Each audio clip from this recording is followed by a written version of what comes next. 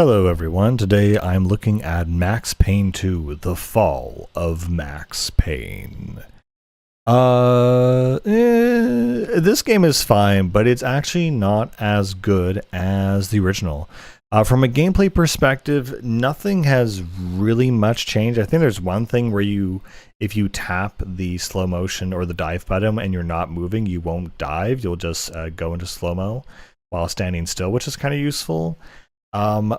And more or less the gameplay, yeah, the gameplay really hasn't changed. The weapons are more or less the same, really.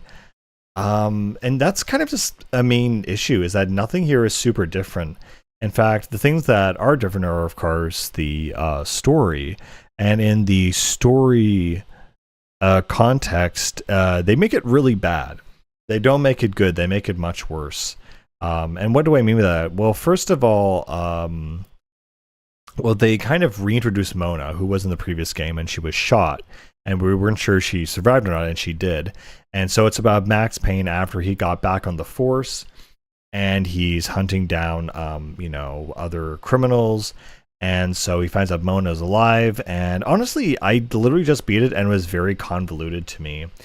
You basically go to help Vlad from the last game, and, well, kind of small spoilers here, but it turns out that Vlad in this game actually is the villain, and he's actually the guy who originally was apparently behind the Valkyr virus and a street drug in the first game, which just undercuts the entire point of the first game and the whole tension and everything about it.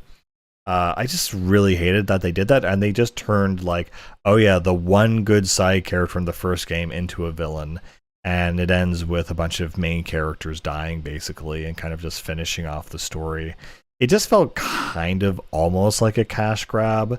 I'm looking at Max Payne 2, and the only other thing that it has now is that it has better graphics, so it still has the comic book style cutscenes, but it has a lot more in-game cutscenes.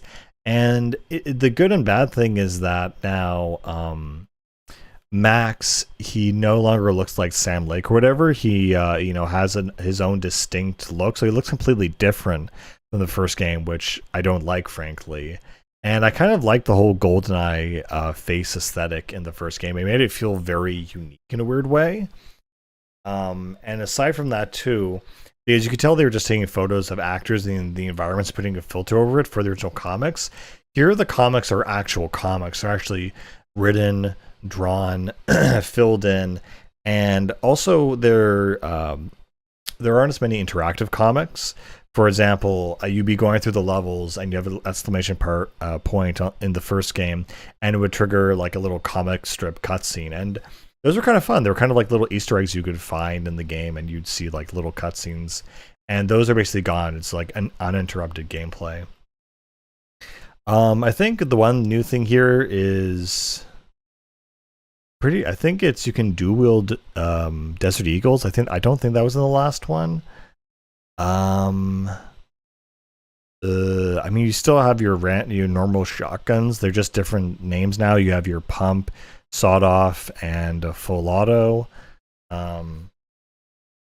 You still have a sniper rifle. You still have two types of assault rifles. You have your pistols and your grenades and your Molotovs. It's very similar, and you're also retreading a lot of old ground and a lot of old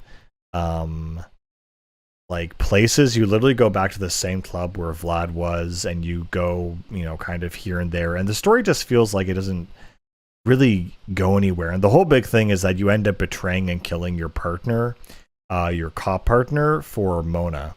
And it's not really a spoiler because they show you that at the very beginning of the game. It foreshadows it, and it's not really a huge spoiler or anything. And when it happens in the game later on, it's really not surprising because you kind of knew it was coming, and the context in which it happens isn't much better than what it was to begin with. The only other new thing in this game that honestly surprised me, which I didn't realize, is you can actually play as Mona. And I thought that would be a cool thing that they would show a bunch of screenshots and gameplay of, but when it happened, I was completely taken aback. and it really doesn't count in a way. Well, I mean, it does count, but you play as Mona for only like one level. Out of maybe an 8-hour game, you only play as her for like 30 minutes. And then there's one like more pity stage after that where she has to go rescue Max from a fire. But that also was done really poorly because that's done before you play the or you have the cutscenes as Max. It would make way more sense to have the cutscenes as Max being captured, and then you have Mona coming in and saving him. It was really weirdly placed. There's also this other cool mechanic, or this one part where you get a bunch of thugs who are from a rival gang join you, and you start gunning down a bunch of people in the streets of New York. And I thought, oh, this is kind of like a cool, like a gang mechanic, a buddy system. And Mona is kind of like your buddy system throughout certain parts of the game, but it feels really different when you have a whole squad with you. But again, that only lasts for like maybe 10 minutes max, and then you're on to the next thing. And then you have like this, near the end of the game, you have a really, of course, a frustrating escort mission with one of the Giuseppes, or one of the Italian guys, who is dressed up in a giant baseball bat boy costume that has a bomb tied to it, and you have to like basically escort him out of the building. And yeah, and so it's kind of like a bit of silliness that Remedy you'll see in their later games, that they can kind of break character and be really funny about themselves, which is like appropriate, I guess.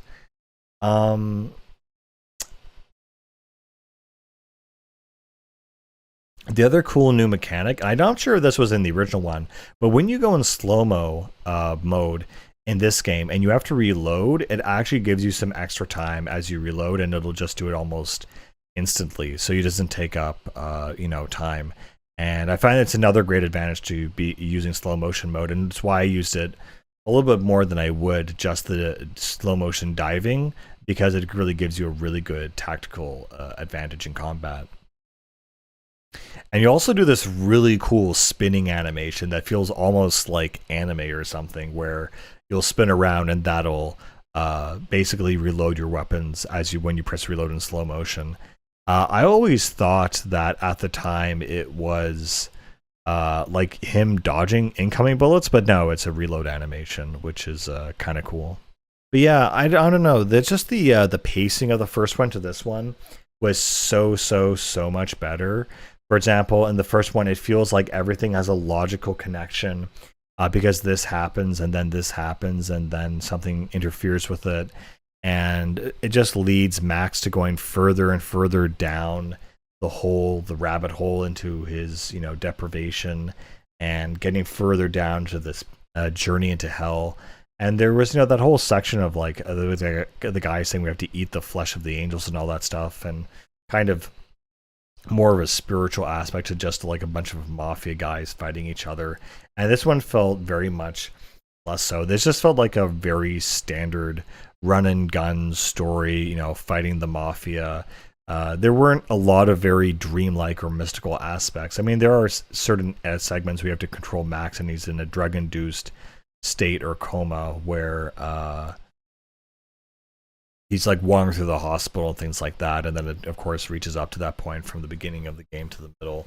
There's one interesting level where you have to like run away when you don't have a weapon, and they have to get one from the security guard who gets killed. And yeah, I don't know. I just felt this game overall, it was fine, but it really absolutely, it just didn't, it didn't warrant a sequel. It didn't really feel that this was necessary. And I don't know, it just felt kind of bland almost in comparison to the previous game. Previous game had more soul, and this one feels very much cleaned up, very much action oriented. And I thought it was interesting that in the 2000s you had things like Halo and Metal Gear Solid, when like, oh, you're playing as the main character and suddenly you play as a secondary character. Ooh, that was like a big thing. And this feels very much like the same thing, except Mona, it's not really advertised you can play as her, and even when you do, it's for such a short time, it doesn't make sense. It doesn't really feel like it's a big impact to the story, but it does feel good, like she's your sniper support essentially in the level that you were in. Um, I guess the other thing I don't the other thing I found really strange is that for Mona, they even like gave her custom animations. Like instead of doing a side roll like Max, she'll do like a cartwheel or like a flip or something. So it's like a lot of like effort went into modeling her character, making her able to move, having a sort of a few distinct moves, kind of. And you really use her for such a small part of the game. It really doesn't make any sense. And yeah, the story just isn't as intense and as I don't know. It had this emotional fervor to it in the first game, and here it's just kind of a bunch of whatever stuff. I did kind of like the ending though, because it kind of felt like Silent Hill in a weird way, where it says because of Mona's sacrifice and her love for him, even though she ends up perishing by the end of the game, it lets Max get over the death of his wife, and it says something like, "Oh, I dreamt of my wife, and for once I didn't feel sad she was gone." And then it plays like these black and white inverted color credits, and it reminded me a lot of Silent Hill in a weird way, where he had, he got over his wife's death. I'm like, okay, kind of cool. So yeah, it's not a bad game. It feels like, honestly, it feels like DLC to the first game, if anything. It's not a proper sequel. It's very much in the DLC area, which is why I can't really say, oh yeah, you have to play this if you love Max Payne. No, this is like if you really love Max Payne, then I guess play this, but it really is not necessary. But it's also not super long, so I guess that's fine as well. Anyway, I think that's pretty much all I can say about this one, since it wasn't that great. But yeah, I'll see you guys later. Bye.